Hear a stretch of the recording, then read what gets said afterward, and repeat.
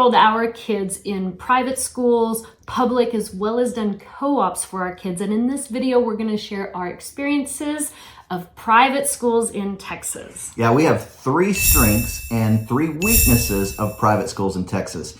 So let's go to the first strength. So besides the experience of our children, I went to private school here in Texas. All right, starting with the first strength that we feel is really good about Texas school is the language learning.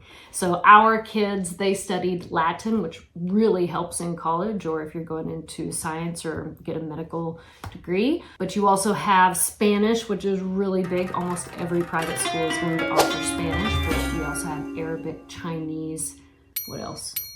German, French. And some of these schools are immersive experiences, which is obviously the best. But language learning is a big thing, and I feel like it's a strength here in Texas. Okay, a second strength for private schools here in Texas is being faith-based. And what that does for us as parents is that gives an atmosphere for teachers not to tear down what we've been trying to establish, trying to cultivate in our children. Values, yeah, the values that we have of faith for our kids to rise up. And so if that's you and you're a parent and you're coming to Texas and you enjoy private school, most Texas private schools are going to be faith-based. And so they're going to promote God, they're going to promote family, and they're going to promote values. I would say that most of the schools are going to be Christian-based, but there are other faiths as well of private schools here. I was really happy to have our kids grow up in a faith-based environment, and they still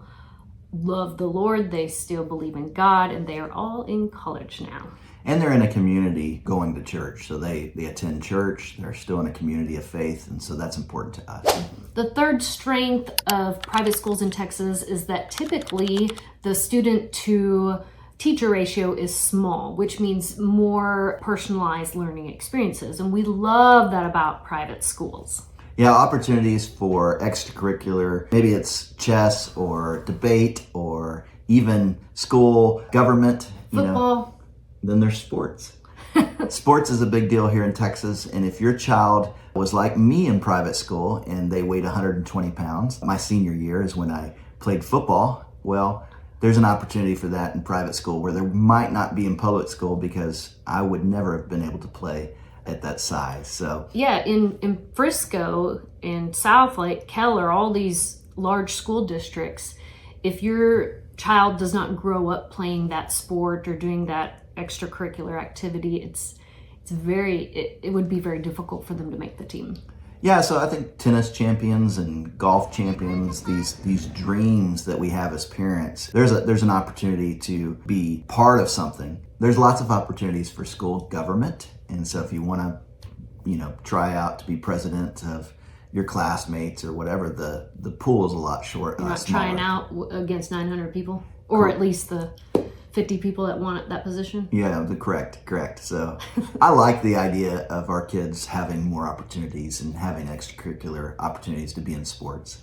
Yeah, I like the fact that, and maybe you want to go pro, and if that's the case, then there's a narrow selection, whether it's private or even public schools that you would want your kids to go to if they're going pro. But if they're just normal kids that you want to instill a team environment, or like we did see the benefits of our son being involved in teen, right?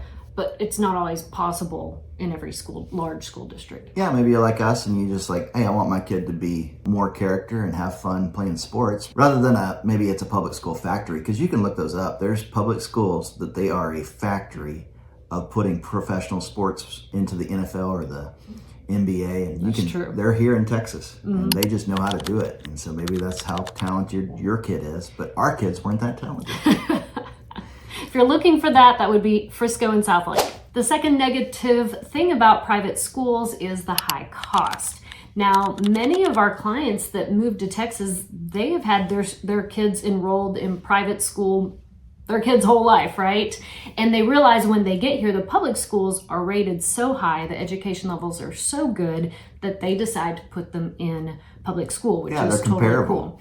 Now, many people still in Texas choose to put their kids in private school, but I would say the number one, maybe one of the number one factors is that faith-based purpose, right? Your sister's kids are in private for faith reasons. Also, the smaller environment, maybe your student has a specific need that a private school can fill, but that's usually the reason I would say most people put them in private versus public here. So growing up in a private school that was pretty small in Texas, I didn't have all the golf teams and the tennis teams to choose from. So we had a smaller base of sports to choose from, extracurricular activities to choose from. Some of the bigger schools had swim teams. We never had a pool to even choose from. So there's some things that you could be missing out on by choosing a private school in Texas.